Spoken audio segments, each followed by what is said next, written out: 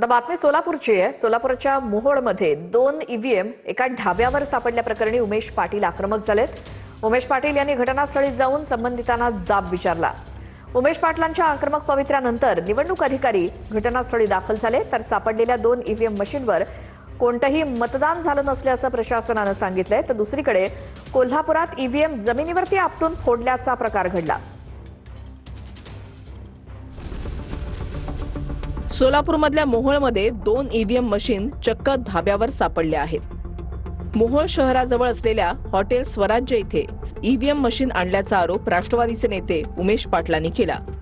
उमेश पाटील यांनी घटनास्थळी जात संबंधितांना जाबही विचारला। आणि या जिल्हा परिषद निवडणुकांच्या गुरुल जिल्हा परिषद गटाच्या पेट्या हॉटेल ढाब्यावर हॉटेल बघा, हॉटेल दाखवा, स्वराज ढाबा ढाब्यावर पेट्या। उमेश पाटलांच्या आक्रमक पवित्र्यानंतर निवडणूक अधिकारी सीमा होळकर ही घटनास्थळी दाखल झाल्या। तहसीलदारांनी मात्र या ईव्हीएम मशीन अतिरिक्त असल्याची माहिती दिली।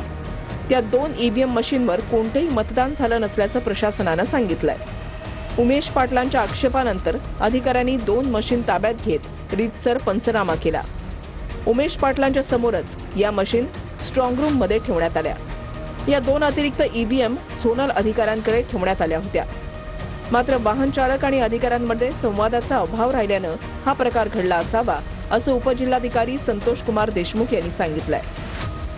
ज्या ईव्हीएम हे जे आता सांगितलं जातं की रिझर्व्ह ईव्हीएम मशीन होतं, रिझर्व्ह असलं तरी ते ईव्हीएम मशीनच आहे, रिझर्व्ह असलं तरी ते रेग्युलर मशीन सारखंच ते ऑपरेट होतं। तर अशा ईव्हीएम मशीन बाजारात सुद्धा तयार होऊ शकतील, प्रायव्हेटली कुणीही ते बनवू शकतील। ही संपूर्ण निवडणूक प्रक्रिया जी आहे हे संशयास्पद आहे आणि त्यामुळे मतमोजणी जी आहे ती थांबवण्यात यावी आणि पुन्हा एकदा निवडणूक कंडक्ट करावी। कुठेतरी संवादाचा अभाव त्यांच्या आणि त्यांच्या टीम मध्ये आणि त्यांच्या वाहन चालकामध्ये होता, त्याच्यातून हा प्रकार खरं तर घडला।